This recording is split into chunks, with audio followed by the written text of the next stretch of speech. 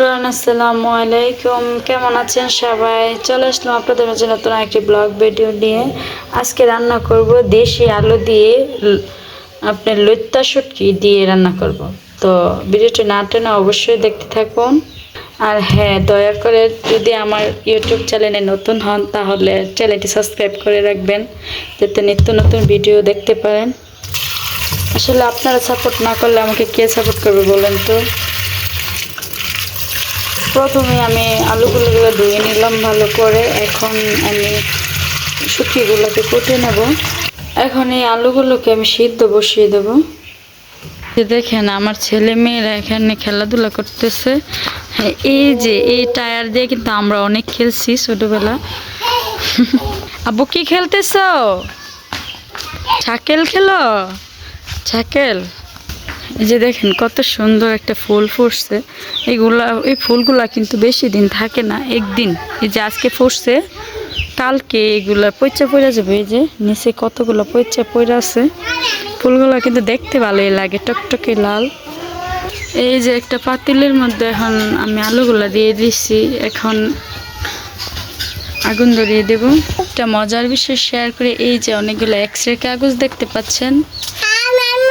এই এক্সের কাগজগুলো আজকে কিন্তু বিক্রি করা হয়েছে। এইগুলো নাকি 10 টাকা করে বিক্রি করা যায়। আসলে মজার ব্যাপার, কিন্তু এইগুলো কিন্তু আর কোনো কাজে লাগে না।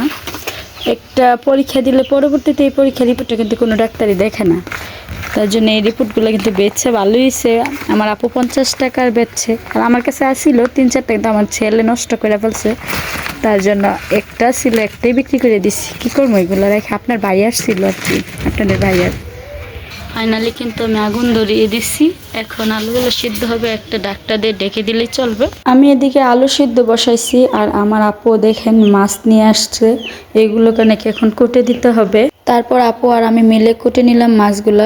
তারপরে এই যে এখানে আলুগুলো সিদ্ধ হয়ে গেছিল, আমি এবং আমার শাশুড়ি আম্মু মিলে আলুগুলো ছুলে নিছি। তারপরে এই যে লইট্টা শুটকি কুটে ধুয়ে নিছি, আর সাথে রান্না করবো চাল কুমড়া চাক ভাজি।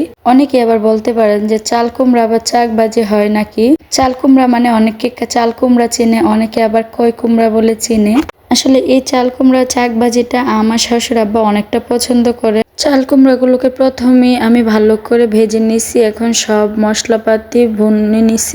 এখন চাল কুমড়াগুলোকে দিয়ে ভালো করে কষিয়ে নামিয়ে নিলে হয়ে যাবে চাল কুমড়া চাক ভাজি। আর হ্যাঁ, যদি ভিডিওটি ভালো লাগে দয়া করে আমার চ্যানেলটি সাবস্ক্রাইব করে আমার পাশে থাকবেন, এবং একটি লাইক এবং কমেন্ট করে যাবেন। আসলে আপনাদের ভালোবাসে হয়তো আমি একদিন সফলতা পাবো। আসলে চারিদিকে মানুষের নানা কথা শুনে আমার ভিডিও বানাতে ভালো লাগে। কিছু মানুষ হয়তো আমাকে পছন্দ করে, তার জন্য লাইক এবং কমেন্ট করে। যাই হোক, কথা বললে অনেক কিছু। এই যে আমি তরকারি রান্না করে ফেললাম লইট্টা শুটকি দিয়ে, দেশি আলু দিয়ে। আজকের মতো এই পর্যন্ত। সবাই ভালো থাকবেন, সুস্থ থাকবেন। আল্লাহ হাফেজ।